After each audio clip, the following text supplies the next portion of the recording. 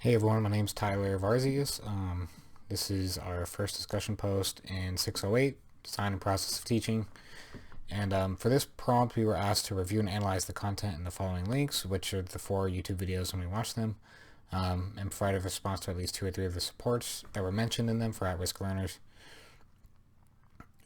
including students who are EL and have a 504 IEP.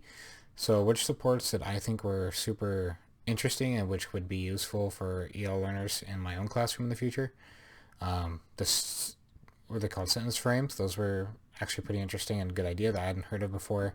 It's almost like a like it says a frame to a sentence. It has some words like, and you can fill in the blank at the end. Like, can you? One of the things they said was, can you say more about this, because I don't think I understand. And then other students can say, I support that, or I want to defend that. And that would be good for EL students, I think, because a lot of the time, like the teacher mentioned in the video, English learner students don't really, if they feel like they don't know a word, they might not want to say anything at all. Instead of ask, hey, how do I say this without, or how do I say this? I'm trying to say this, or how do I say this word, And that's a good way for them to feel like a little more confident about the sentence, at, to the point where they'll say it. And then other students can defend them if they feel the same way. So I think that was a really good support that would be useful in future classrooms. And another one that they talked about that I thought would be super useful was the technology, and the using technology and support diverse learning needs video.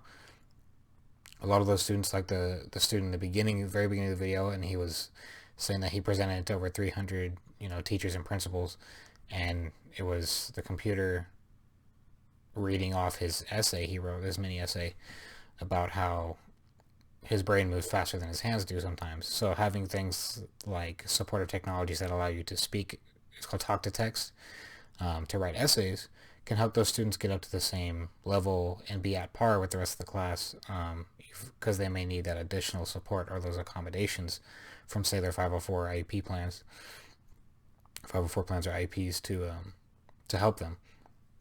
So I think that's a really smart idea. And eventually, like she said, it's very gratifying to see those students transition from, oh, I don't read at all, or I don't like to write, to, oh, yes, I do like to do these things, or yes, I would call myself a reader or a writer. So those are 2 things that I found very helpful and interesting from the video. And thank you all for listening. And I look forward to talking to you next week.